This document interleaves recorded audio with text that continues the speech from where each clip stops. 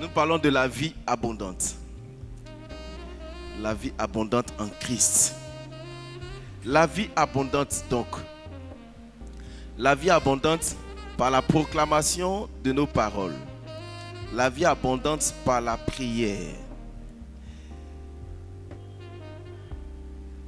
Vous savez, je voudrais qu'on prenne de façon prophétique ce thème sur lequel nous sommes en train d'exposer depuis plus d'un mois maintenant. Parce que le Seigneur est capable de nous donner une vie abondante. Chacun dans son canevas. Ce sera à nous maintenant de l'accepter et de marcher selon les principes qu'il nous donne, afin que notre vie puisse, être accompagnée par la grâce de Dieu pour nous pousser dans la vie abondante. La semaine dernière, nous avons essayé de dire qu'il y a des éléments qui peuvent nous empêcher de saisir, d'entrer dans la vie abondante, notamment les blessures du cœur. Vous savez, ce sont des choses importantes. J'ai fait une recherche et je me suis rendu compte que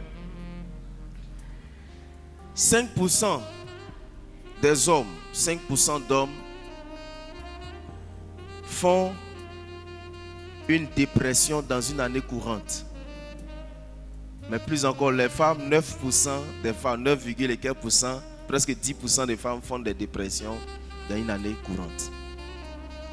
Mais ces dépressions-là ont plusieurs causes. Les dépressions ont plusieurs causes. Aujourd'hui, je vais essayer de continuer un peu dans cet élan en vous disant, ou bien en nous disant,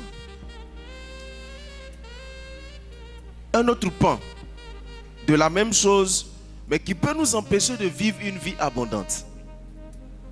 Donc mon thème sera l'offense, l'ennemi de la vie abondante. L'offense, l'ennemi de la vie abondante.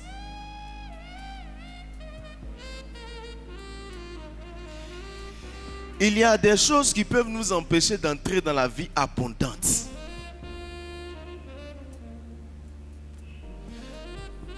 Je vais vous dire, chacun selon son niveau doit vivre l'abondance. Si je suis un récipient de 1,5 litre, quand je suis rempli jusqu'au bord, jusqu'à dépasser, on dit je suis dans l'abondance. Si je suis un récipient de 33 millilitres, c'est ça? Quand on me remplit et que ça déborde, on dit je suis dans l'abondance. Donc l'abondance, on dira, c'est relatif. Mais nous sommes dans un monde où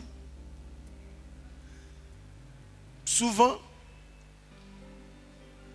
les êtres humains que nous sommes, nous nous empêchons d'entrer dans la grâce de Dieu.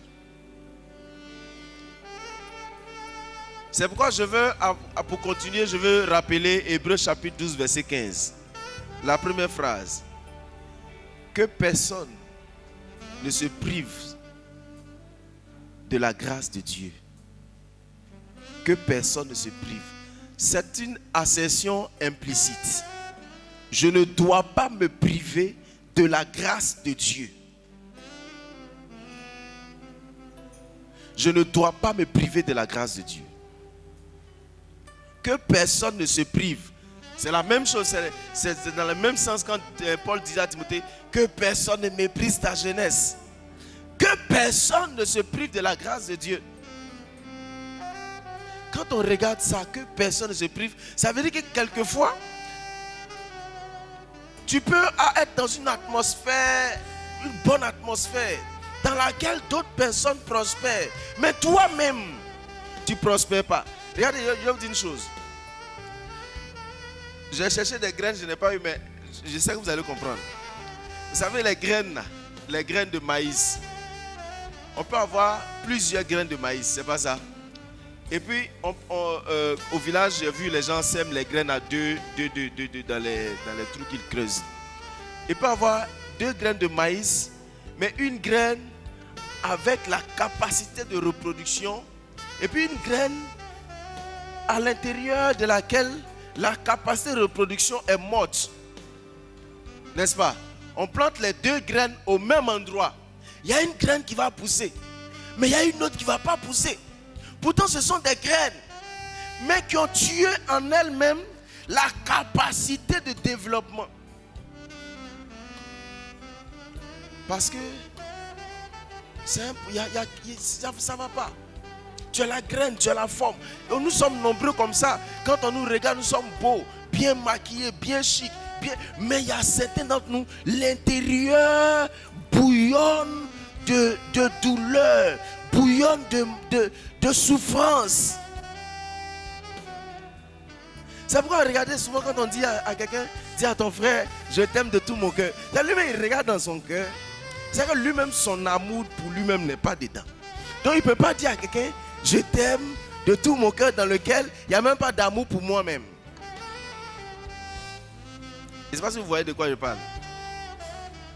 Nous allons lire une histoire. Et nous allons faire une longue lecture. Et soyez indulgents. De toutes les façons, il y a certains d'entre nous qui ne lisent même pas la Bible durant la semaine. Donc ce sera une occasion pour nous de lire quelques versets pour comprendre l'histoire que je veux raconter et à travers laquelle je veux faire comprendre les leçons que nous devons voir aujourd'hui. 2 Samuel chapitre 13. 2 Samuel chapitre 13 à partir du verset 1 jusqu'au verset 29. Nous lirons jusqu'au verset 29.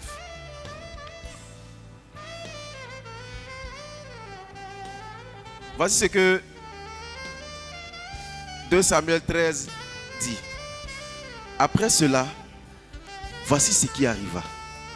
Absalom, fils de David, avait une sœur qui était belle et qui s'appelait Tamar. Et Amnon, fils de David, l'aima.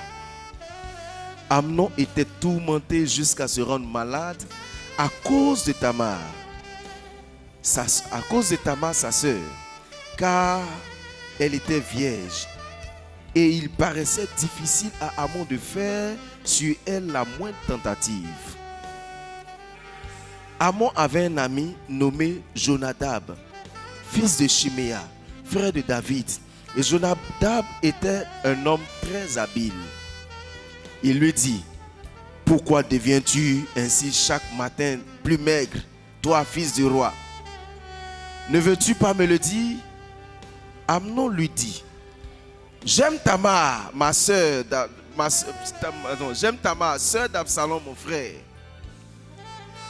Jonadab lui dit, mets-toi au lit et fais le malade. Quand ton père viendra te voir, tu lui diras, permets à Tamar, ma sœur, de venir pour me donner à manger, qu'elle prépare un mets sous mes yeux, afin que je le voie et que je le prenne de sa main. Voyez les amis bizarres. Ça dit qu'on dit il est habile, ça dit il est intelligent dans le mal. Quelqu'un peut donner une stratégie comme ça? Amnon se coucha et fit le malade. Lui aussi, il fait ce qu'on lui dit. Le roi vint le voir et Amnon dit au roi, je te prie que Tamar, ma soeur, vienne faire 2 gâteaux sous mes yeux et que je les mange de sa main. David envoya dire à Tamar dans l'intérieur des appartements, va dans la maison d'Amnon ton frère et prépare-lui un mets. Tamar alla dans la maison d'Amnon, son frère qui était couché. Elle prit de la pâte, la pétrit, prépara devant lui des gâteaux et les fit cuire. Prenant ensuite la poêle, elle les versa devant lui. Mais Amnon refusa de manger. Il dit, faites sortir tout le monde. Et tout le monde sortit de chez lui. Alors Amnon dit à Tamar, apporte le mets dans la chambre et que je le mange de ta main. Tamar prit les gâteaux qu'elle avait faits et les porta à Amnon son frère dans la chambre, comme elle les lui présentait à manger. Il la saisit et lui dit, viens, couche avec moi, ma soeur. Elle lui dit, non, mon frère, ne me déshonore pas, car on n'agit point ainsi en Israël. Ne commets pas cette infamie. Où irais-je, moi, avec ma honte? Et toi, tu serais comme l'un des infâmes en Israël. Maintenant, je te prie, parle au roi, et il ne s'opposera pas à ce que je sois à toi. Mais il ne voulut pas l'écouter. Il lui fit violence, la déshonora et coucha avec elle. Puis Amnon eut pour elle une forte aversion, plus forte que n'avait été son amour, et lui dit, lève-toi, va-t'en. Et elle lui dit, n'augmente pas en me chassant le mal que tu m'as déjà fait.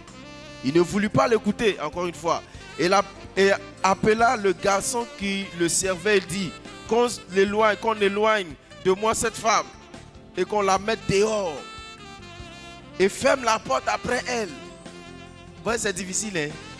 Elle avait une tunique de plusieurs couleurs, car c'était le vêtement que portaient les filles du roi, aussi longtemps qu'elle était vierge. Le serviteur d'Amnon la mit dehors et ferma la porte après elle. Vous voyez ça? Vous voyez l'histoire qui se passe? Et puis maintenant,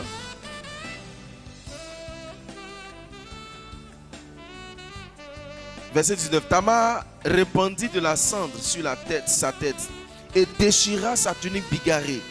Elle mit la main sur sa tête et s'en alla en poussant des cris. Absalom, son frère, lui dit, Amnon, ton frère, a-t-il été avec toi?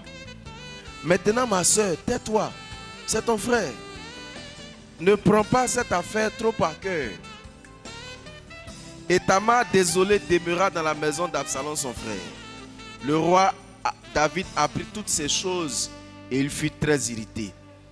Absalom ne parla ni en bien ni en mal avec Amnon, mais il le prit en haine parce qu'il avait déshonoré Tamar, sa soeur.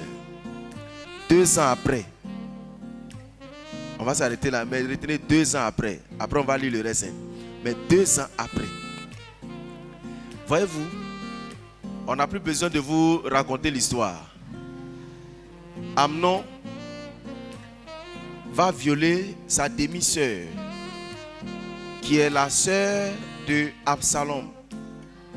Il a élaboré sa stratégie. Il a fini de violenter, de déshonorer, et puis il l'a fait chasser comme rien. Vous voyez, on l'a fait chasser comme ça. Elle avait tellement mal qu'elle est sortie, elle a déchiré ses vêtements, elle a mis la cendre sur elle.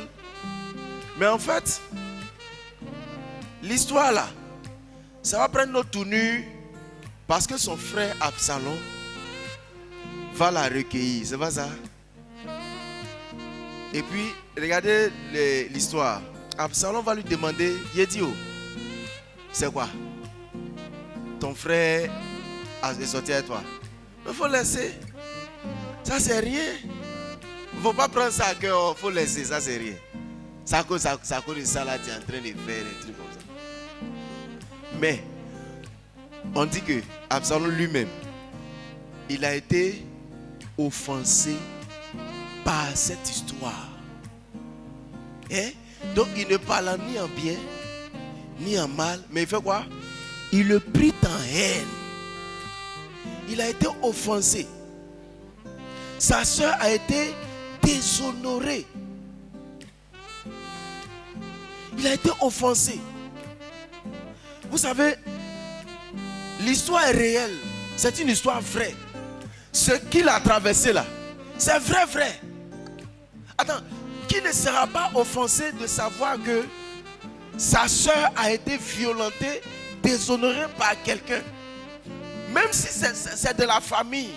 Bon, j'imagine, je suis épais faire le film. J'imagine qu'on vienne me dire que dans notre famille, il y a tel frère qui a violé une de nos sœurs. Les frères, là, on laisse affaire de choses. Ça, on va dire rien. Affaire de passé, on est quand même mettre de côté. Lui, on va le frapper d'abord. Et puis, ce qu'on va lui faire, lui-même va sentir qu'il a fait quelque chose. Mais la Bible dit, Absalom n'est pas là, ni en bien, ni en mal. Il est resté passif. Pourtant, il était offensé. Il avait ça dans le cœur. Ils étaient tous fils du roi. Ils étaient tous quoi? Fils du roi. Mais regardez, ce qu'ils vont dire dans l'histoire, dit David a appris la situation. Il était en colère. Mais qu'est-ce qu'il a fait? Qu'est-ce qu'il a fait? Il n'a rien dit. Bon, j'imagine ça. C'est-à-dire que je suis sûr que Absalom s'attendait à ce que David vienne pour dire mais non, mais non, mais non. Bon, je m'attends à ce que toi, le papa, tu réagisses. Tu ne réagis pas. Tu ne dis rien. Et puis on dit 2 ans après. Regardez le temps. 2 années se sont écoulées. 360 jours 2 fois. Son offense était dans son cœur. Il ne parlait ni à Absalom, ni à Amon, ni à son père. Parce que il a estimé que son père a usé d'injustice. Oh, combien d'entre nous n'aiment pas subir l'injustice? Je me rappelle, un de mes pères me disait, il m'a fait asseoir et puis il me dit petit. Et c'est pas pourquoi il m'a dit ça. Hein. Il dit, tu vois, quelquefois, il faut accepter l'injustice. Bon, moi, souvent, les pères ils disent des choses. Il a dit, mais c'est en grandissant que j'ai compris qu'il y a des moments, les frères, tu dois accepter l'injustice. Tu dois accepter que des gens te fassent des injustices. Et puis bon, laisse ça. Parce que, en fait, ce qui est bien, c'est que tout ce qu'on sème, on le moissonne. Personne n'a rien fait à Amnon. Absalom attend qu'une réaction, ça ne va pas. Donc, 2 années après, comme il avait des tondeurs quelque part, il a organisé une fête. Et puis il a dit à David, son père, contre qui il était fâché. Parce que David n'a pas réagi. J'organise une fête. Il faut dire à mon frère de venir. Peut-être que David aurait pu penser que l'enfant là, s'il n'a pas fait quelque chose, mais il dit non. Vous savez souvent, on vit dans certaines familles où ce qui nous fait mal est méprisé par les autres. C'est-à-dire on dit que quelque chose me fait mal. Et puis toi aussi, toi tu aimes trop ça. Toi ton cœur, tu as un cœur en papier ou bien. Toi ton cœur n'est pas comme le cœur des autres. Mais quand tu veux réagir, tu veux dire que ça te fait mal, on dit que toi tu as un cœur en papier. Donc il invite les gens. Et puis il dit à ses serviteurs, regardez, voyez le gars qui est là, c'est mon frère. C'est mon propre frère, ça ne chauffe pas. Quand il sera bien, quand le vin va monter un peu ici, là, moi je vais, c'est qu'il va vous dire la fête. Donc quand ils étaient là, ils étaient en train de danser. Je ne sais pas quelle musique ils dansaient, mais ils dansaient. Je ne sais pas s'ils disaient ensemble, louons le Seigneur, mais ils dansaient quand même. Hein? Gloire à Dieu qui règne. Ils ont fini de danser, ils ont commencé à fêter bien. Quand le top a été donné, il dit celui-là, tuez-le. N'ayez pas peur, c'est mon frère, c'est moi, il vous dit. Attendez, 2 années sont passées. Il n'a pas oublié. Mais les frères, est-ce qu'il devait faire ça? Est-ce qu'il devait en arriver jusqu'à ce point? Est-ce qu'il devait faire ça? Mais regardez ce que Proverbe chapitre 18, verset 19, je crois, va dire. Et je ne sais pas s'il a affiché. Mais Proverbe dit, c'est difficile. On dira ça comme ça dans une autre version. Il a affiché. Il dit, un frère offensé se rend plus difficile qu'une ville forte. Et les discordes en sont les verrous. Tu vois, les discordes sont comme les verrous d'un palais. Bon, une autre version dit, rencontrer un frère offensé est plus difficile que prendre une ville fortifiée. C'est quand quelqu'un est offensé et puis il se renferme. il devient dangereux. Vous ne voyez pas? Il devient dangereux, non pas pour les autres d'abord, il devient dangereux pour lui-même. Pour lui-même d'abord. Parce qu'il va passer son temps qu'à penser à ça. 2 années en train de penser à comment il va attraper Amnon pour lui régler son compte. 2 ans. Il n'a rien fait d'autre. Il n'a pas réfléchi à un projet. Son seul projet, c'est il y a 2 ans en arrière. Nous sommes en 2024. En 2022. Amnon a violé ma soeur. Papa n'a rien dit. Qui a déjà eu affaire où tu as fait parler avec ton frère ou bien ta soeur dans la famille et puis tu t'attendais à ce que maman ou papa parle et puis personne n'a rien dit. Qui a déjà vécu ça?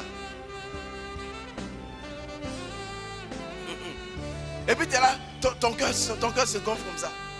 2 années en train de penser à comment il va trouver, quelle stratégie il va faire pour pouvoir rencontrer son frère qui l'a offensé en violant sa soeur. Vous savez, souvent l'offense n'est pas directe. L'offense ne nous concerne pas. L'offense, on peut être offensé par le touchement d'un événement qui s'est passé sur quelqu'un. Et puis on a offensé, quelque chose nous fait mal.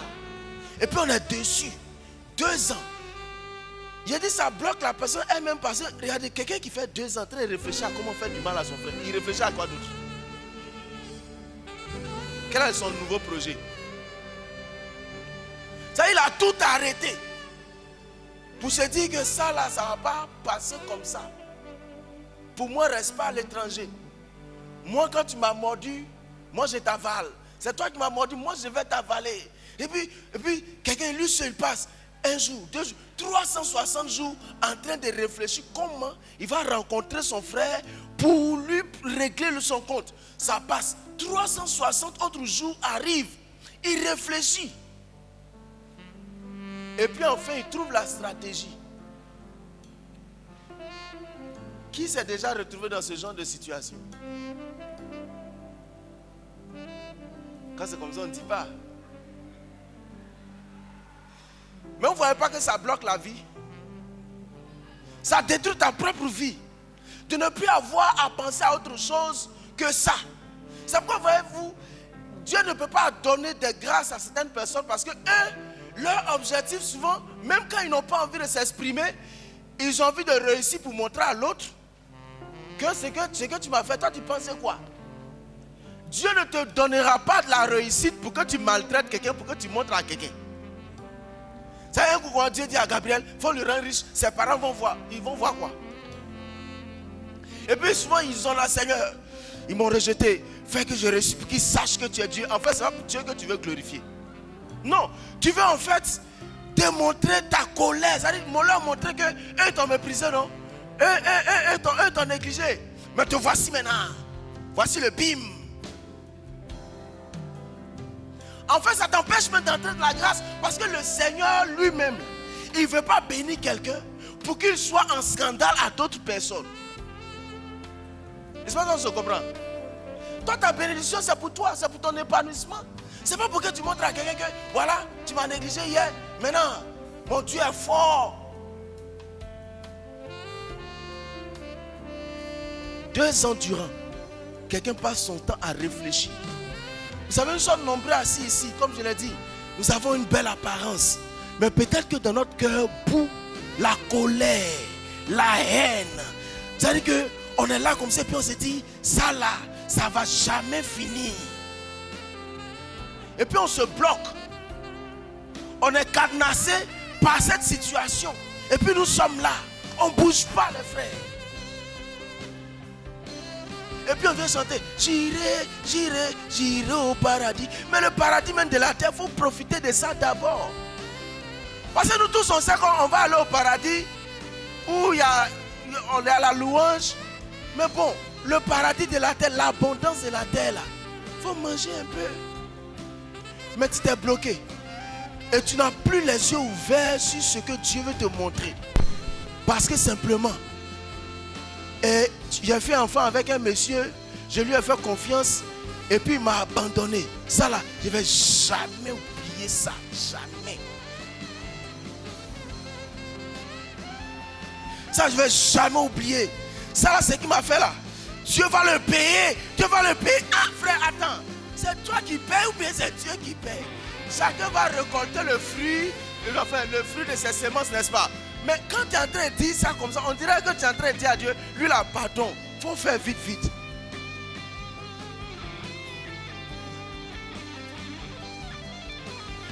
Mais ta vie va tourner autour de ça seulement. Ta vie va rester là. Tu ne vas pas faire autre chose. Vous savez, souvent les prières même qu'on fait, souvent, on n'arrive pas à atteindre certaines choses parce que notre cœur est fermé. Je me rappelle, on a rencontré une soeur pour laquelle on était en train de prier. On priait, et puis il s'est trouvé que dans sa tête, elle pense que c'est sa maman qui fait que eux, ils ne réussissent pas. Parce qu'elle dit que dans sa famille, quand une personne meurt, sa maman devient plus riche. Donc, elle pense que c'est sa maman qui fait que les choses n'avancent pas. Donc, elle a gardé ça dans son cœur. Ça ne va pas. C'est bizarre dans sa tête. Elle se sent démonisée. Ça fatigue même. Donc, elle vient à la délivrance. On fait sa cure d'âme. On parle avec. Vous savez, souvent, les gens savent cacher les choses. Ce qu'on leur demande sur papier, c'est ce qu'ils écrivent. Mais gardent des choses dans leur cœur. Il faut parler avec eux pour pouvoir savoir que ce qu'il a écrit sur papier là, c'est trop loin même de ce qu'il a gardé dans son cœur. Tu parles avec la personne et puis la personne te fait ressortir ce qu'elle n'a pas écrit. Le jour où on devait prier pour elle, il suffisait simplement pour elle de dire je pardonne à ma maman. Pour que cette emprise diabolique quitte sa vie. Mais elle était déçue. Quand elle est arrivée à dire je pardonne à ma maman, c'est fini. C'est comme s'il n'y avait pas de manifestation. Frère, la première personne que tu condamnes en gardant l'offense, c'est qui? C'est toi-même. On dit un frère offensé est difficile à rencontrer. Un frère offensé. Vous savez, l'hypocrisie prospère parce qu'on n'arrive pas à évacuer l'offense. Là, vous dites avant de continuer, il y a des gens qui ne reconnaîtront jamais qu'ils vous ont fait du mal. Ou bien, ils ne reconnaîtront jamais qu'ils vous ont fait du mal. Donc, pour quelqu'un qui ne reconnaît pas qu'il m'a fait du mal, de m'asseoir pour le regarder. Et puis, si tu dis derrière lui, tu m'as fait du mal. Tu m'as fait du mal. Et puis lui-même, il ne reconnaît pas qu'il t'a fait du mal. Et puis toi, tu souffres de ça. Et non seulement ils ne reconnaissent pas, ils ne vont jamais te demander pardon. Tu vas te tuer. Hein? Imagine, toi, tu as vécu dans une famille où... Ça dit, quand la femme de ton papa est contente, elle te frappe. Quand elle n'est pas contente, elle te frappe. Ou bien même si elle ne t'a pas frappé, elle t'a maltraité psychologiquement. Parce que dis à quelqu'un, regarde, bon, il y a des expressions, je n'ai pas envie de trucs, mais on te dit des injures. À chaque jour, on te dit une injure qui fait que toi-même, quand tu te regardes, tu as l'impression que tu ressembles à l'injure qu'on t'a dite. Tu vas attendre que quelqu'un vienne te demander pardon? Non. La dernière fois, il disait, c'est comme ça que tu dois lâcher prise sur la situation. Lâche prise. Fais quoi? Dis à ton ami, lâche prise. Tu as trop attrapé, il faut laisser tomber. Est-ce que vous voyez de quoi je parle? Lâche prise. Parce que l'offense va te détruire si tu es accroché à ça. Souvent tu vois des gens, ils sont en train, ils ont des souris qu'ils abordent, mais pas des souris qui découlent d'une paix intérieure. Oh, dans les lamentations de Jérémie dit quand je pense à l'absinthe et au poison, c'est-à-dire quand il pense à l'amertume, mon âme est attristée au-dedans de moi-même. Mon âme est amère. Vous savez, regardez, une personne offensée devient amère. Tu deviens amer. C'est-à-dire que tout n'est pas bon. Rien n'est bon pour toi. Souvent on juge tout. C'est-à-dire que c'est bizarre. Mais tu as passé ton temps dans l'amertume. Regardez. Passion. Il ne faut pas demander un chocolat. Passion, mon bébé chocolat. Vous êtes une belle personne. Une personne agréable. Hein? Et puis, on a mis quelque chose dans ce contenant. On a mis quelque chose dedans. Et puis, c'est sale. Et quelqu'un te donne la possibilité d'enlever ça pour que tu sois utile. Tu dis non. Je vais garder. Imaginez-vous toutes les injures qu'on t'a dites. Et puis, ces injures-là, ça représente huile, morceaux de savon, graines, du blé, dans le même récipient. Hein? Et puis tu donnes ça, ce cocktail à quelqu'un pour boire. Qui va boire? Ça veut dire quoi? Ça veut dire que tant que tu gardes l'offense et l'amertume, tu es inutile à toi-même et au monde. Ça se comprend. Tu es inutile à toi-même et puis au monde. Parce que, attends, qui va vouloir marcher avec quelqu'un? Lui, il est toujours fâché.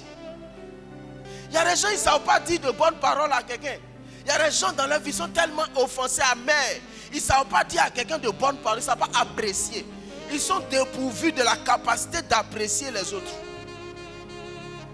Il ne peut pas dire à quelqu'un, oh mais que tu es beau, mais tu es mignon. Mais parce que lui-même dans son esprit, les gens comme ça n'existent pas.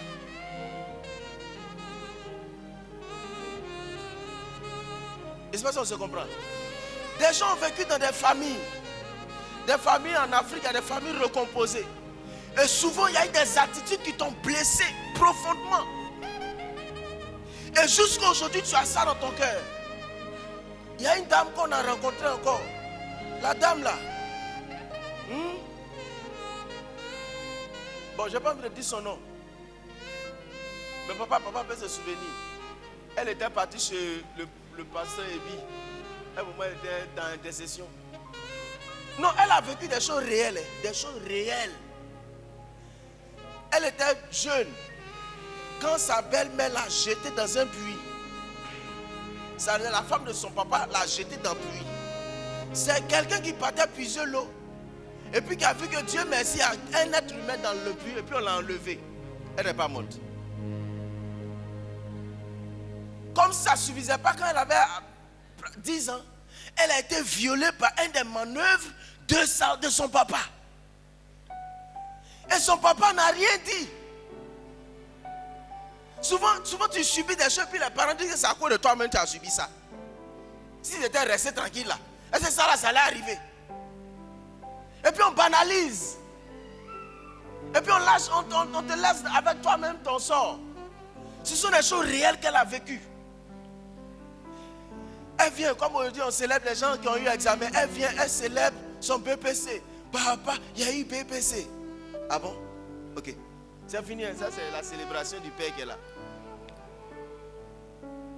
Elle a eu le bac. Elle vient pendant qu'on crie wow, wow, wow, wow, wow. Elle arrive à la maison. Papa, il y a eu le bac. Ah bon, tu as pu la voir? Ça dit le père même. Il n'est pas sûr que tu allais la voir. Donc il te dit, ah non, tu as pu la voir? Ok. Ça là frère, c'est pas négligeable. Ça offense. Mais regardez, moi j'ai côtoyé cette personne pendant plusieurs mois et plusieurs années. Mais c'est une personne assez difficile. C'est une belle personne, une personne bien chic. Mais c'est-à-dire, elle s'est fait une bulle d'amertume dans laquelle elle était. Si tu as dépassé ça, ce que tu es parti chercher là-bas, là, tu vas lui dire. Non, tous ceux qui sont blessés font une barrière, une bulle. C'est-à-dire, il y a des choses qu'ils font avec mesure, quoi. On a à l'église, on se parle à une mesure. Hein. C'est pourquoi elle est palable dans notre département ici. C'est pourquoi des jeunes même ne s'entendent pas, c'est pourquoi les femmes ne s'entendent pas. Elles se battent. Bon, les hommes, eux, bon, ils sont un peu plus calmes, mais bon, tu vois, ils font en distance, quoi, tu vois. Et puis après, ils disent, tu sais, le gars, il ne me plaît pas trop. Hein. Tu sais, j'aime pas son style. Mon frère, pardon. Faut laisser. Faut laisser.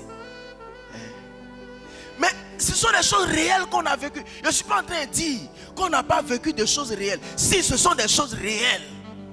Attendez, quelqu'un qui a été violé, qui a été jeté dans un puits, quel amour la personne peut ressentir pour elle-même et pour les autres? C'est-à-dire quand tu vas voir quelqu'un qui ressemble à ça, ton cœur, ta mémoire se réveille, ton subconscient te dit c'est un danger. Donc tout le monde est dangereux pour toi. Tu n'arrives même pas à te socialiser véritablement parce que l'amertume a rempli ton cœur au point où tu préfères te mettre à côté. Et regardez, les personnes blessées sont des gens qui se retirent toujours du monde. Ils se retirent toujours, c'est-à-dire que ils se retirent. Faut pas, ils sont fatigués, leur cœur est fatigué de recevoir, d'encaisser.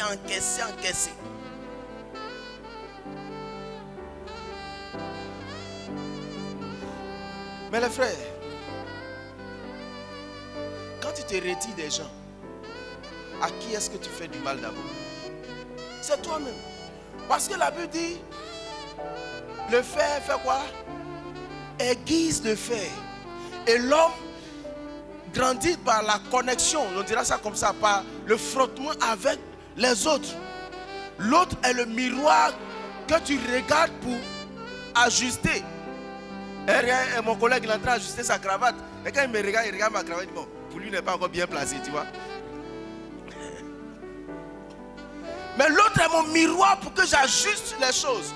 Mais les gens blessés se disent qu'ils ont toujours raison. Donc ils font dans l'auto-justification. Enfin, je ne sais pas comment on dit, mais ils se disent j'ai raison. C'est toi qui as tort. Moi là, ma vie là. Moi là, on ne me fait pas ça. Moi là. C'est-à-dire qu'il s'est défini certaines attitudes à appliquer pour éviter d'être blessé davantage. Mais les frères, tu peux passer une vie sans être blessé par quelqu'un? Ça n'existe pas. La chose dont je parle, à un moment donné, ne pouvait pas rester dans une atmosphère. Vous savez pourquoi? Parce que la blessure nous conduit dans les suspicions et les préjugés inutiles. Les suspicions, c'est-à-dire qu'on voit le mal partout et on préjuge le mal dans tout. Est-ce qu'on se comprend? C'est-à-dire on se dit, ça là, s'il a fait ça comme ça, c'est que ce n'est jamais bon. C'est pourquoi une fois j'étais avec quelqu'un qui est venu me dire, lui il a fait un rêve. Et dans le rêve il a mangé. Il a mangé. Et puis il dit, c'est lui-même qui me dit, est-ce que je ne suis pas devenu sorcier? Et bon, c'est toi seul qui a rêvé, c'est toi seul qui a mangé. Non mais pasteur, on dit quand tu rêves et tu manges là, c'est que tu es sorcier. Il dit, moi mais je cherche à manger. Parce que toi au moins quand tu te réveilles, tu es rassasié. Moi j'ai fait. Mais attends, pourquoi est-ce qu'on va toujours, c'est-à-dire inviter le diable dans notre vie? Mais c'est parce qu'en fait, l'homme est plus susceptible, c'est-à-dire au mal. Il est plus attiré vers le mal que le bien. C'est pourquoi on est toujours 52 dimanches, on parle de la foi, on parle de la prière, on parle de relève-toi. Parce que l'homme, c'est pas facile. Quand on a fini de prêcher ici, on a fait 1h30 de prédication, de bombardement. Quand il finit, il a retenu que 5%. Quelquefois, il dit, mais le gars là, il est en train de dire qu'on a fini vite, on a quitté ici. Il y a longtemps, demain on travaille. Bon, quand il finit, on doit revenir lui reprêcher encore. Vous savez, un jour, un grand frère me disait, il y a un pasteur qui prêchait sur un thème. Pendant des mois, il prêche le même thème. Et puis, il y a un de ses fidèles qui dit, pasteur, tu n'as plus un autre message à prêcher là-bas. Le pasteur souriant lui dit, le message qu'il prêche là, tant que je ne vois pas que toi tu as changé, je vais te prêcher. Parce qu'à cause de toi il prêche, on n'a qu'à prêcher pour qui? Oui, donc ne dites pas que notre vie abondante là, on ne peut pas finir dedans. Notre vie abondante ça là, si papa dit on va aller qu'en décembre, on est dedans. Parce qu'on te parle quand tu n'as pas bien comprendre. Il y a des gens qui finissent de leur parler, ils sortent là, ils commencent à faire palabre. Tu sais qui je suis? C'est toi qui paye mon PDCI. Mais regardez, quand tu te retires du monde, mais quand tu deviens assez susceptible, tout te fait mal, tout est contre toi.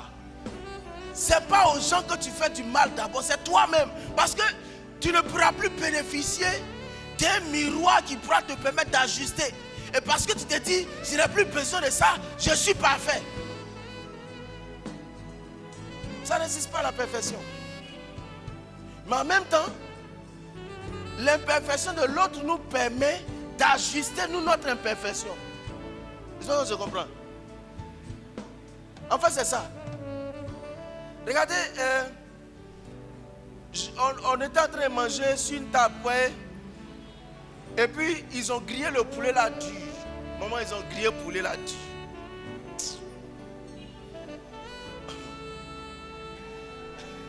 Je regarde Fouchette avec cuillère, il ne peut pas manger poulet là et ça. Je suis allé dans la cuisine, elle avait ma main. Je suis venu m'asseoir. Je n'ai même pas regardé quelqu'un. On était chez le directeur de l'hôtel président, dans son domicile, derrière l'hôtel. Toi, tu es qui et puis tu as empêché de manger mon poulet. Je suis allé là, ma main, je me suis assis, elle a commencé à manger. Un coup, je vois une femme se lève, elle s'en va, elle lave la main, elle vient s'asseoir. Elle commence à manger, puis j'entends, c'est maintenant je mange. Je dis, ah, tu as vu? Il fallait un miroir pour te montrer que manger poulet comme ça, là, c'est pas une fourchette et une cuillère.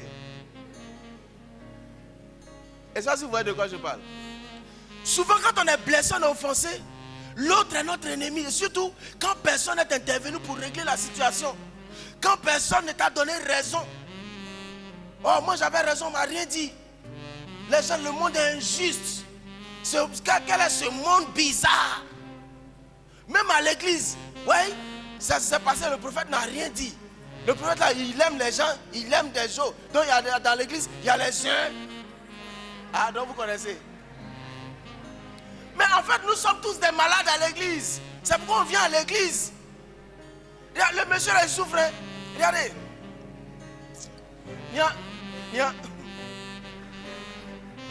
Ça dit, si on devait permettre à tout le monde de venir ici à la réception, il n'allait plus dormir chez lui à la maison. Bon, de toute façon, lui-même, bon, souvent il est là. Mais j'imagine, j'étais assis au bureau, étant en train de réfléchir. Imagine-toi, si tu as 10 personnes qui t'expliquent un problème chaque jour, tu vas te souvenir de tout le monde.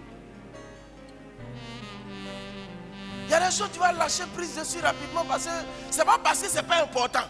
C'est parce que tu ne peux pas tout faire à la fois. Mais il y a des gens qui ne sont pas à sa place. Toi-même, tu as un enfant à la maison pour le gérer, même c'est dur. Ou bien qui ne sait pas? Un enfant, comme lumière comme ça. Tant qu'il n'est pas 23 heures, elle ne peut pas fermer les yeux. Elle va sauter ici. Eh bien, assois-toi! Lève-toi! Ils ont dit à des personnes, on va vous laisser avec des enfants dans la journée. Celui qui ne parle pas du tout sera chef du village. Vous voyez? Vous ne pouvez même pas tenir, il n'a même pas encore fini. Donc, cessons de critiquer les gens. Tu ne peux pas être chef du village. Même non, papa, on l'appelle chef du village.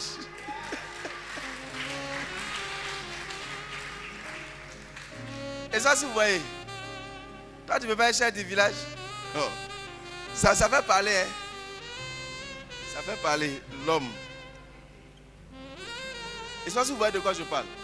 Si on veut arriver à la vie abondante, les choses comme ça, là, on doit laisser tomber. Ça dépend de toi, ça ne dépend pas de ceux qui t'ont blessé. Ça ne dépend pas de ceux qui t'ont insulté. Ça, c'est déjà passé. Tu étais enfant. Dans ton enfance, voici on m'a maltraité. Et puis les gens, ils transposent ça comme des trophées. Tu vois, comment il était petit là. Il a souffert. Et puis on n'a qu'à faire quoi en ce moment-là avec ça? Non, moi quand il était petit là, mon papa était injuste avec moi. Il donnait telle chose à tel. Mais on n'a qu'à faire ça avec quoi? On n'a qu'à faire quoi avec ça? Il y a un verset. C'est pas facile de parler français. Mais frère, tu es en train de te tuer. Parce que celui qui est blessé et qui reste dans son coin n'apprend plus de nouvelles choses.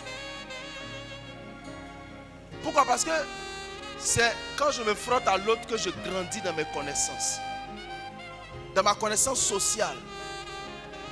Dans ma connaissance de certaines choses. Mais tu es chez toi. Tu ne vas pas chez quelqu'un. Tu ne parles pas avec quelqu'un pour savoir comment vivre dans certaines vies. Parce que simplement tu as peur qu'on te choque. Vous savez, quand tu commences à apprendre quelque chose, on crie sur toi. Ou bien on ne crie pas. On crie sur toi. Mais quand... Merci. Merci beaucoup. On crie sur toi. Mais j'ai dit, oh, c'est parce qu'on a crié que ça ferme ton esprit. C'est pas parce qu'on a crié, mais les gens ils ont peur de ça. Faut plus on va crier sur moi. Faut pas on me faire ça. Faut pas... Tu es dans le groupe musical, on te parle. Non, on me parle pas. On me parle pas. Bon, on a qu'à faire quoi? Statut visé. Et puis il y a des gens qui veulent qu'on les prenne dans leurs blessures sans les amener à la guérison. On a qu'à les prendre comme ça. Regarde, moi c'est comme ça je suis. Hein. Ils viennent à l'église, quand il faut t'asseoir à gauche, il dit aujourd'hui je m'assois à droite. Quand j'ai quitté chez moi, j'ai dit m'asseoir à droite. Toi, tu ne peux pas me dire de m'asseoir à gauche. Donc lui, il va venir s'asseoir à droite. Pourtant, quand tu vas aller chez lui, mes lunettes. Quand tu vas aller chez lui, ce sont les gens qui font comme s'ils sont vraiment, tu vois, non? Eux sont droits. Et ici, chez moi, on ne fait pas ça. Fais pas comme ça. Si c'est chez toi, on ne fait pas comme ça, c'est dans la maison de Dieu, tu veux te comporter comme tu veux. Parce que toi, tu es ce que tu es. Mais tu ne peux pas progresser. Parce qu'il y a des opportunités que tu vas perdre. Il y a des gens que tu ne vas pas rencontrer. Il y a des gens qui ne viendront pas vers toi. Parce que ton cœur est blessé. Toi-même, tu t'es enfermé dans une bulle. Dieu sait vers... C'est-à-dire, il sait vers qui envoyer qui. C'est pas qu'on se comprend. Si toi tu penses que dans ta vie là, tu es tellement blessé, tu es là, tu es content dans ce que tu es, reste là-bas. Reste là-bas. Mais voyez-vous, vous savez, moi je n'ai pas honte de le dire. Je suis dans un processus de guérison et je bénis Dieu pour ça. Je bénis Dieu parce que, vous savez, ça m'a fermé beaucoup de portes. Parce que quand tu préjuges, quand quelqu'un veut te faire du bien, tu as l'impression qu'il est en train de te faire du mal. Tu ne fais pas les choses de tout ton cœur. Tu fais les choses juste pour faire plaisir, pour qu'on te regarde, pour qu'on dise que tu es fort. Mais quand tu as fini d'être fort, ça t'a apporté quoi? Ou bien on est là, on critique les autres seulement pour qu'on dise que c'est nous qui sommes bien. Absalom, 2 ans durant. Pour toi, ça fait combien de temps dans ton cœur? Pour toi, ça fait combien de temps? C'est sur ça que tu vas rester? La vie abondante est devant nous. C'est-à-dire, selon la capacité que toi tu peux prendre, selon la manière dont Dieu t'a créé là, il y a la vie devant. Vous savez, des gens, je ne sais pas pourquoi, mais regardez, on a tellement été maltraités psychologiquement par d'autres personnes que finalement, même quand nous avons des enfants, ça se répercute sur les enfants. Est-ce qu'on se comprend? Moi, je me rappelle, je criais beaucoup. Bon, je ne sais pas s'il a changé, mais je criais beaucoup plus, quoi, sur mes enfants. Ma femme me regarde, donc je dis beaucoup plus. Je diminue un peu. Mais quand elle dit beaucoup, je criais. Bon, je criais beaucoup plus, mais beaucoup moins maintenant. Mais il y a beaucoup là-dedans. Parce qu'en fait, je ne voulais pas avoir affaire à quelqu'un. Il ne faut pas, ils vont gâter quelque chose de quelqu'un. Et puis maintenant, tu vois, ils vont venir. Et puis, en fait, je me dis, moi, je n'aime pas m'énerver. Parce que moi, quand je m'énerve, toi-même, tu t'énerves là-haut. C'est pourquoi même. Un jour, j'ai appelé l'Algérien. Il dit, toi, c'est tout, toi, on frappe dehors pour que tu viennes. On va frapper les gens, nous aussi, on va aller parler dedans. Ah! Parce que frère, quand tu es blessé, tu as peur de tes propres réactions. Est-ce que tu comprends? Il y a des gens qui sont assis ici là. Ils sont des bombes de colère. C'est-à-dire, il faut un effort pour ne pas que tu les aides le jour que tu les as énervés. C'est-à-dire, fumer la sorte de leurs narines, de leurs oreilles. On dit,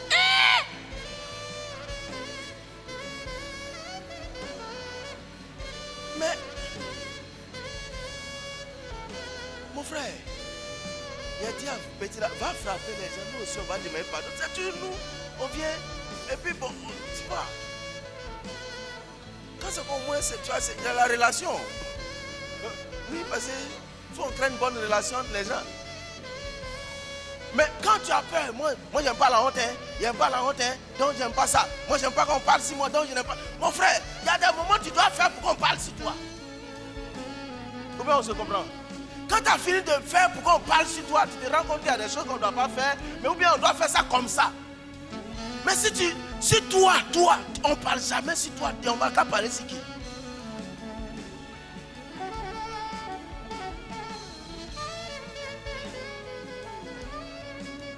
Vous ne comprenez pas ce que ça te dit? Qui ne comprend pas? Tu comprends bien? Je vais vous dire une chose. Voici que Lamentation de Jérémie dit. J'ai déjà cité les premières parties. Il dit quand je pense à l'absence au poison, mon cœur est triste, il n'a plus d'espérance en l'éternel. C'est pas ça? Mais après il dit, ce que je veux repasser, voici ce que je veux repasser dans mon cœur. Oh my God. Ça dit, j'ai compté sur des gens. Quand j'étais blessé, j'étais offensé, je pensais que des gens allaient me donner raison. Ça allait me justifier. J'ai voulu trouver l'amour auprès des gens, mais ça n'a pas marché. Ça n'a pas marché. Oh, j'ai été maltraité par telle personne. Donc, je n'ai pas. Vous savez, moi j'ai grandi, la première fois que j'ai vu ma mère, j'avais 17 ans. Donc, quand je grandissais comme ça, toutes les femmes m'énervaient. Parce que, bon, je me disais qu'elles sont toutes des abandonneuses d'enfants. Quelqu'un peut progresser dans une telle atmosphère? C'est-à-dire, une maman veut te faire du bien. Toi, tu vas t'éloigner parce que faut pas un jour ils vont t'abandonner encore. Est-ce qu'on se comprend? Le bien même qu'on veut te faire maintenant, tu ne vas pas bénéficier de ça. Parce que tu as peur qu'on t'abandonne. Mais abandonne-moi. Vous savez, souvent, si on arrive à comprendre que ma paix ne se trouve pas dans les mains de quelqu'un. La Bible dit malheur à celui qui met sa confiance en l'homme. Ça ne veut pas dire qu'on ne va pas collaborer avec les gens. Ça veut simplement dire qu'il y a des choses profondes dans mon cœur pour lesquelles je ne peux pas mettre ma confiance en quelqu'un. Comme me donner la paix dans mon cœur, la guérison dans mon âme, la tranquillité dans mon esprit. Une personne sur la terre ne peut jamais produire ça dans ma vie. Ni mon épouse, ni mon époux, ni mes enfants, ni personne. Même la personne qui me dit qu'elle m'aime le plus sur la terre. La seule personne qui est capable de le faire, c'est Jésus-Christ. C'est pourquoi Jérémie dit, ce que je vais repasser dans mon cœur, ce n'est pas quelqu'un qui va faire ça. Ce n'est pas quelqu'un qui va repasser ça dans ton cœur. C'est que moi-même, je vais repasser dans mon cœur. C'est que quand il a fini de chercher les gens, quand il a fini de chercher l'amour, l'amitié, la relation, quand je n'ai pas eu la relation, ce que je vais repasser, c'est que les bontés de l'Éternel ne sont pas épuisées. Et ses compassions ne sont point à leur terme. Ce qu'il a dit hier, il va le matérialiser aujourd'hui. Ce qu'il a dit sur moi ne dépend pas de ce que les gens pensent de moi. Est-ce qu'on se comprend? Ce qu'il a dit hier dépend du type de vase que je suis aujourd'hui pour pouvoir se déverser. Quel type de vase es-tu aujourd'hui? Quel type de vase? Il y a des gens qui sont tellement d'une manière. Vous savez, l'offense peut donner l'anémie à quelqu'un. Vous ne croyez pas? Quelqu'un, son cœur toujours chaud. Ça n'a pas fini son sang. Son sang va finir. Toi, ton cœur toujours chaud. Ton cœur, c'est chaud. Ça a du mal à pomper même le sang dans ton corps. Ça finit. Il y a des gens qui souffrent de maladies psychosomatiques. Parce qu'en fait, ils ne sont pas malades. Mais ils se réveillent le matin. leur atmosphère dit qu'ils sont malades. Donc leur corps s'habitue à cette atmosphère de maladie. Il y a des gens, quand ils se réveillent toujours, ils ont un mal quelque part. J'ai un mal ici là, je ne comprends pas. Mon ulcère là me dérange. Mon cœur bat comme coucou.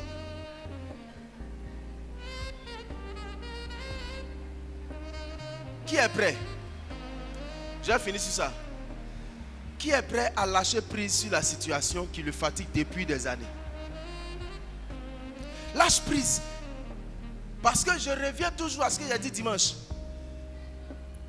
La porte d'ouverture pour entrer dans la vie abondante, c'est le pardon. Se pardonner à soi-même.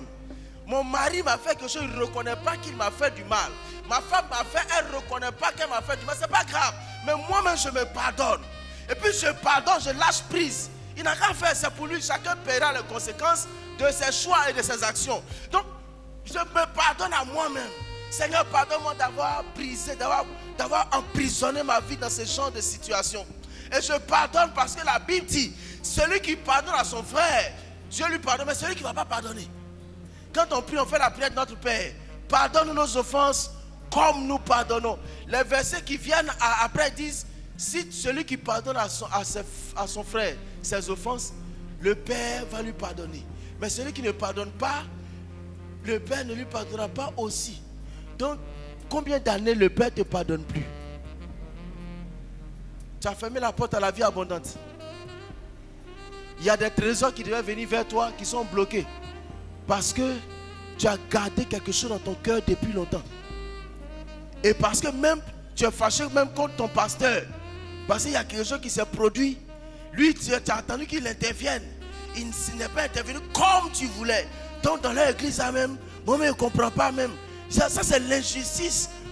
Toi toujours qui subis l'injustice. Il y a des moments où il faut subir l'injustice et puis il faut se taire. Puis il faut avancer.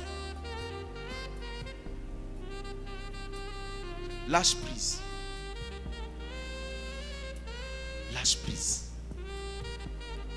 Il y a des gens, moi je ne sais pas pourquoi les chrétiens ont du mal à sourire. Mais je comprends aujourd'hui. Parce que moi-même, il y a une soeur qui m'a vu une fois, souriant. Et puis elle a demandé à mon ami qui était là, je ne sais pas si c'était Paul Joël. Et puis elle lui demande, c'est après il m'a dit que le gars là, il a eu quoi aujourd'hui? Il sourit. Parce que depuis qu'elle me connaît, mon visage est froissé comme pour qui cherche cheveux afro. À cause de quoi? Non, la situation familiale. Non, papa, même quand on ment sur moi, il ne dit rien. Moi, la femme, non, pas même me fait comme ça. Mes grands frères, même, me font comme ça. Moi, je suis abandonné. Et puis maintenant, il y a du mal. Ma maman, ça dit, ma maman est dans mon cœur. La femme, là, que je la rencontre. Mais mon visage était comme ça. Tu ne peux pas, narine là même. Mais le jour où le Seigneur a commencé à me faire comprendre que je suis en train de m'emprisonner. Je suis en train de m'emprisonner dans des choses qui m'empêchent de voir plus loin. Des choses ont commencé à se faire. Et je vous exhorte les frères à lâcher prise. Pardonnons réellement, laissons tomber. Et regarde dans ton cœur, il n'est pas de lever la main. Si quelqu'un t'a fait quelque chose et puis tu n'as pas encore laissé tomber, dans ta famille, c'est pas, mais dans une des relations, dis à Dieu, Seigneur, aujourd'hui là, je vais lâcher prise. Sinon tu vas devenir asthmatique. Hein? Toi, tu ne vas pas bien pouvoir respirer. Lève-toi et tiens-toi sur tes pieds.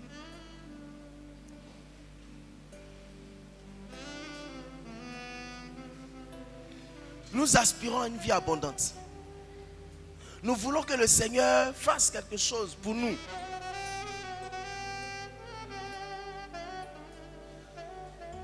Le Seigneur qui nous a aimés malgré nos fautes. Malgré tout ce qu'on a fait au Seigneur. Tout ce que nous faisons toujours. Nous venons devant le Seigneur pour dire, Seigneur, pardonne-moi. Laisse tomber ça et puis fais-moi avancer. Et puis on est toujours là. Seigneur, ça là, je ne peux pas laisser. Je ne peux pas laisser. Je ne peux pas laisser. Je ne sais pas, il y a une pensée qui vient dans mon esprit. voyez, souvent, est-ce que vous savez qu'il y a des enfants, peut-être que j'en aurai le temps de parler de ça, mais il y a des enfants qui ne croient pas. C'est-à-dire, ils se sentent tellement brisés qu'ils ne croient plus en leur père.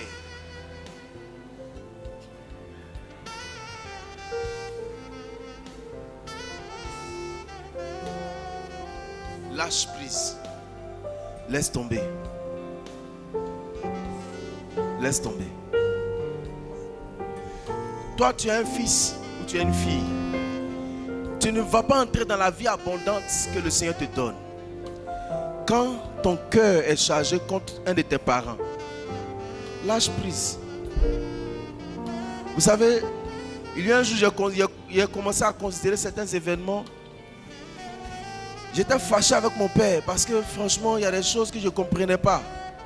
Moi, je n'ai pas dit il va naître. Il m'a fait naître maintenant des choses, il me fait subir des choses, il ne dit rien. Et c'était dans mon cœur.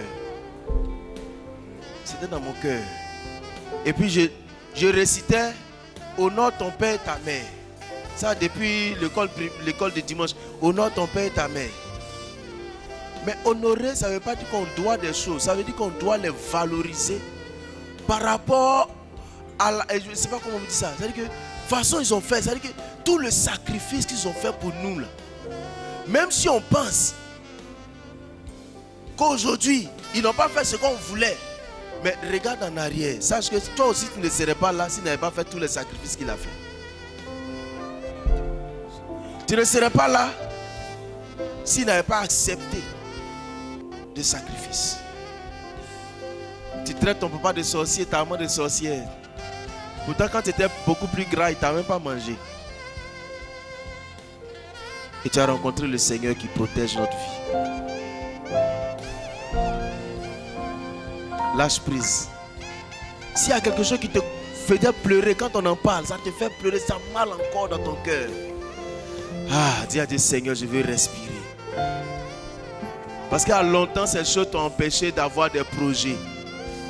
Quand pendant des années, tu penses à la même chose, ta vie tourne autour de ça seulement. Tu n'arrives pas à avancer. Tu maltraites d'autres personnes psychologiquement. Commence à dire à Dieu, voici mon cœur. La seule chose à faire, c'est Seigneur, prends mon cœur. Voici mon cœur. Moi-même, je vais repasser dans mon cœur que toi, tu es bon. Voici mon cœur, Seigneur, prends-le. Prends-le, Seigneur, prends mon cœur.